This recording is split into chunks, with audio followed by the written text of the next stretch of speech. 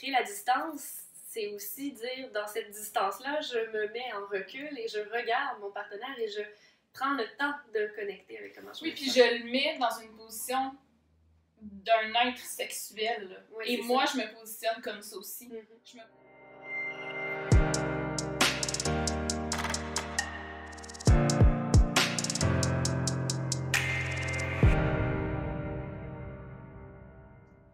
Bonjour, alors aujourd'hui, on avait envie de revenir avec vous sur c'est quoi faire de la place pour notre désir sexuel. On avait glissé un petit mot lors de notre capsule justement sur le désir, puis aujourd'hui, on a envie de vous parler concrètement comment est-ce que ça peut se faire. Exactement. Donc, dans un premier temps, en fait, faire la place, ça peut vouloir dire faire une place psychologique, mentale.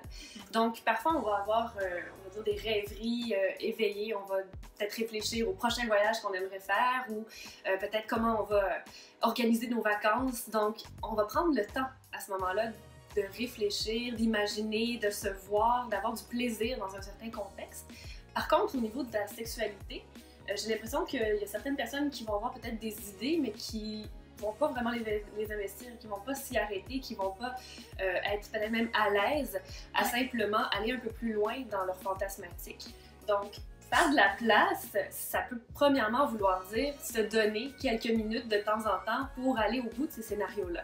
Même si ce sont des choses qui des fois ne se produiront pas, c'est juste de se dire je connecte quand même avec mon imaginaire érotique, avec l'espace pour le désir sexuel. Ouais, je me permets de l'imaginer, puis justement d'être connectée avec ça, mais c'est une façon aussi de dire bon, quand je connecte avec ça, qu'est-ce que je ressens aussi dans mon corps? Hein, parce que souvent, justement, on va l'imaginer ou on va dire bon, le désir c'est quelque chose qui est psychologique, mais c'est aussi ce qui va venir activer l'excitation sexuelle, puis l'excitation sexuelle, c'est qu'est-ce qui se passe dans mon corps. Alors, d'être davantage attentif à ces éléments-là, à ces sensations-là corporelles, ça nous permet justement d'alimenter ce désir-là, puis de se permettre de vivre un moment un petit peu avec soi-même par rapport à ça, sans nécessairement être obligé de mettre en action mon désir. Un exemple, justement, pour se connecter à ces sensations, ça peut être, par exemple, je regarde une émission de télé, puis les deux personnages ont une relation sexuelle, ou c'est une scène plus sensuelle, érotique. Je pourrais me dire « Ah, je suis contente pour les personnages parce qu'ils vivent enfin une relation sexuelle. » Je suis pas vraiment connectée à qu'est-ce que ça me crée, moi, de voir cette scène-là. Donc, faire de l'espace, c'est aussi ça. Se permet de se dire « Oh, je vois une scène qui est plus érotique, plus sexuelle.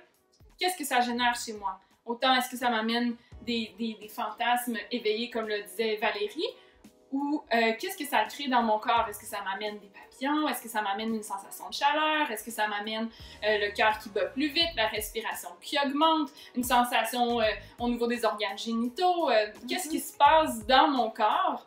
Puis juste se permettre d'être attentif à ça, c'est en quelque sorte faire de l'espace à son désir. Donc oui, effectivement, ce que tu dis est super pertinent parce qu'on parle de connexion à soi, c'est primordial pour pouvoir ensuite connecter à l'autre personne.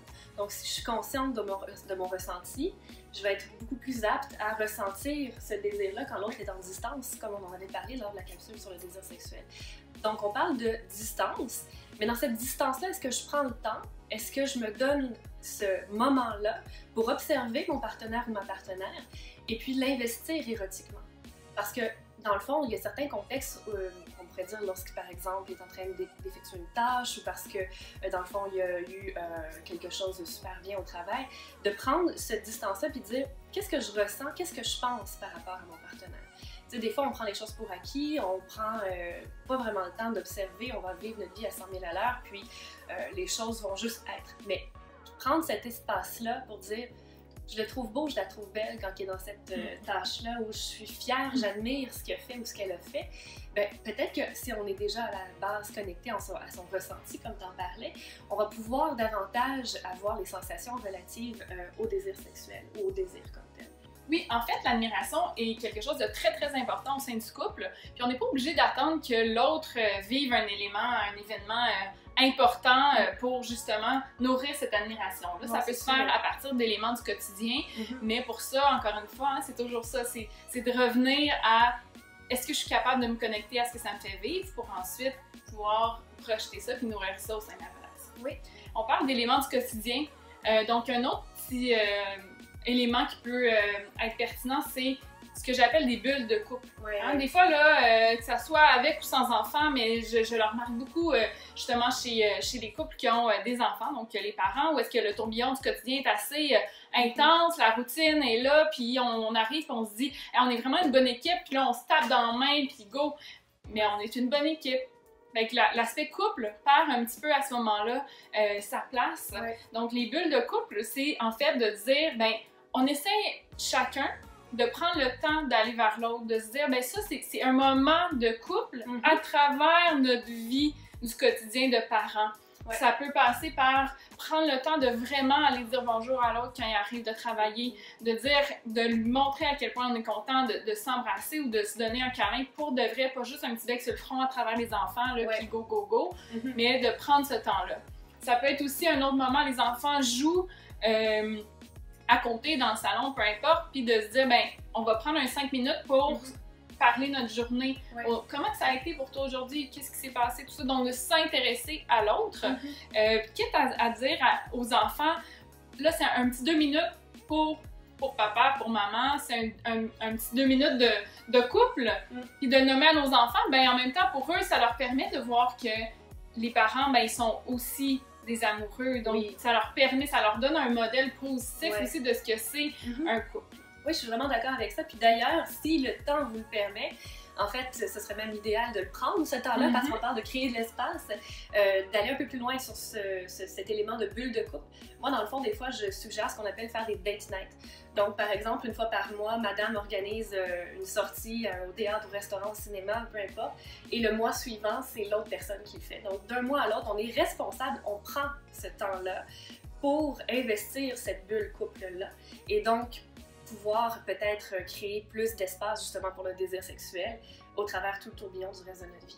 Oui, alors on espère qu'avec cette capsule-là, ça a pu faire un petit pas supplémentaire à celle précédente sur le désir. Donc, comment est-ce qu'on peut faire de la place, de l'espace pour son désir. Donc, vous comprendrez que ça part initialement de soi, de se permettre de vivre notre propre désir sans nécessairement être obligé de l'actualiser.